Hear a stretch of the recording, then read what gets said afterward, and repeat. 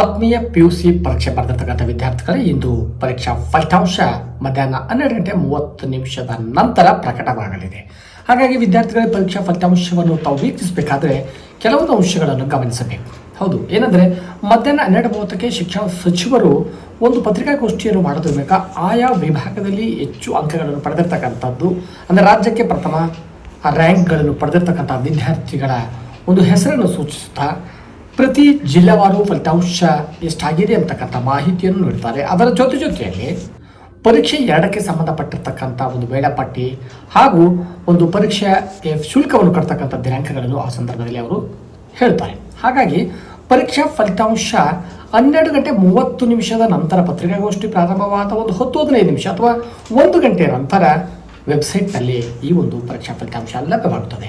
So ಪರೀಕ್ಷಾ ಫಲಿತಾಂಶಗಳನ್ನು ಎಲ್ಲಿ ವೀಕ್ಷಿಸಬಹುದು ಅಂತಂದರೆ, ತಮ್ಗೆ ಈಗಾಗಲೇ ಗೊತ್ತಿರುವ ಹಾಗೆ KERRresults.nic.in ನಲ್ಲಿ ವೀಕ್ಷಿಸಬಹುದು ಒಂದು ವೆಬ್ಸೈಟ್. ಇನ್ನೊಂದು ವೆಬ್ಸೈಟ್ KSEAB.government.nic.in ನಲ್ಲಿ ಕೂಡ ತಾವು ವೀಕ್ಷಿಸಬಹುದು. ಈ ಎರಡು ಅಧಿಕೃತವಾಗಿರ್ತಕ್ಕಂಥ ಒಂದು ಕರ್ನಾಟಕ ಶಾಲಾ ಶಿಕ್ಷಣ ಮತ್ತು ಪರೀಕ್ಷಾ ಮೌಲ್ಯ ನಿರ್ಣಯ ಮಂಡಳಿದೇನಿದೆ, ಈ ಒಂದು ವೆಬ್ಸೈಟ್ನಲ್ಲಿ ತಾವು ಪರೀಕ್ಷಾ ಫಲಿತಾಂಶವನ್ನು ವೀಕ್ಷಿಸಬಹುದಾಗಿದೆ. ಅಲ್ಲದೆ ವಿದ್ಯಾರ್ಥಿಗಳಿಗೆ ಇಂಡಿವಿಜುವಲ್ ಆಗಿ ವಿದ್ಯಾರ್ಥಿಗಳಿಗೆ ಒಂದು ನೋಂದಾಯಿತ ಮೊಬೈಲ್ ಸಂಖ್ಯೆಗೆ ಫಲಿತಾಂಶ ಕೂಡ ನಂತರದಲ್ಲಿ ತಮಗೆ ತಲುಪುತ್ತದೆ. ಪರೀಕ್ಷಾ ಫಲಿತಾಂಶವನ್ನು ವೀಕ್ಷಿಸಬೇಕಾದ್ರೆ ಗಮನಿಸಬೇಕು ವಿದ್ಯಾರ್ಥಿಗಳೇ, ಯಾವುದೇ ಉದ್ವೇಗಕ್ಕೆ ಒಳಗಾಗದೆ, ಏಕೆಂದರೆ ಪರೀಕ್ಷೆಗಳು ಬರುತ್ತವೆ ಹೋಗುತ್ತವೆ. ಹಾಗಾಗಿ ತಾವು ಯಾವುದೇ ರೀತಿಯ ಉದ್ವೇಗಕ್ಕೆ ಒಳಗಾಗದೆ ಒಂದು ಉತ್ತಮವಾಗಿರ್ತಕ್ಕಂಥ ಧನಾತ್ಮಕವಾಗಿರ್ತಕ್ಕಂಥ ಪಾಸಿಟಿವ್ ಆಗಿ ಫಲಿತಾಂಶವನ್ನು ಸ್ವೀಕರಿಸಬೇಕು. ಒಂದೊಮ್ಮೆ ಕಡಿಮೆ ಅಂಕಗಳು ಬಂದಿದ್ದರೆ, ಅನುತ್ತೀರ್ಣರಾಗಿದ್ದರೆ ಅದಕ್ಕೆ ಮುಂದೆ ತಮಗೆ ಪರೀಕ್ಷೆ 2 ಮತ್ತು ಪರೀಕ್ಷೆ 3 ಅಂತಕ್ಕಂಥದ್ದು ಕೂಡ ಇದೆ. ಅಲ್ಲಿ ತಾವು ಹೆಚ್ಚಿನ ಫಲಿತಾಂಶವನ್ನು ನಿರೀಕ್ಷಿಸಬಹುದು. ಸೊ ಕಡಿಮೆ ಅಂಕಗಳು ಬಂದಿದ್ದರೆ ಅಂಕಗಳನ್ನು ಉತ್ತಮಪಡಿಸಿಕೊಳ್ಳಲು ಇನ್ನೂ 2 ಅವಕಾಶಗಳಿವೆ. ಹಾಗಾಗಿ ವಿದ್ಯಾರ್ಥಿಗಳೇ ಯಾವುದೇ ಉದ್ವೇಗಕ್ಕೆ ಒಳಗಾಗದೆ ತಾವು ಪರೀಕ್ಷಾ ಫಲಿತಾಂಶವನ್ನು ಪಾಸಿಟಿವ್ ಆಗಿ ಸ್ವೀಕರಿಸಬೇಕು.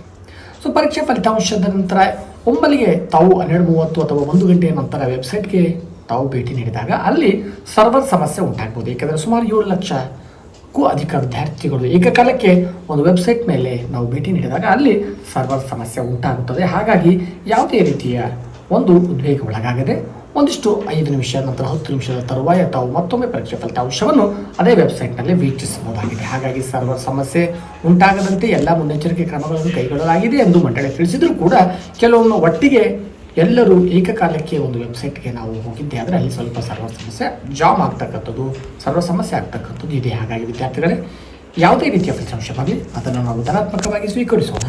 ಮುಂಬರ್ತಕ್ಕಂಥ ಪರೀಕ್ಷೆ 2 ಮತ್ತು 3ರಲ್ಲಿ ಇನ್ನೂ ಉತ್ತಮ ಅಂಕಗಳನ್ನು ಪಡಿಸ್ತಕ್ಕಂಥ ಪ್ರಯತ್ನವನ್ನು ನಾವು ಮಾಡೋಣ. ಹಾಗಾಗಿ ವಿದ್ಯಾರ್ಥಿಗಳೇ ಪರೀಕ್ಷಾ ಫಲಿತಾಂಶದ ನಂತರ ಕಾಮೆಂಟ್ ಬಾಕ್ಸಲ್ಲಿ ತಾವು ಎಷ್ಟು ಪ್ರತಿಶತ ಫಲಿತಾಂಶವನ್ನು ಪಡೆದಿದ್ದೀರಿ ಅಂತಕ್ಕಂಥದ್ದನ್ನು ತಿಳಿಸಿ. ಹಾಗಾಗಿ ವಿದ್ಯಾರ್ಥಿಗಳೇ ತಮ್ಮೆಲ್ಲರಿಗೂ ಕೂಡ ಶುಭವಾಗಲಿ. ಧನ್ಯವಾದಗಳು.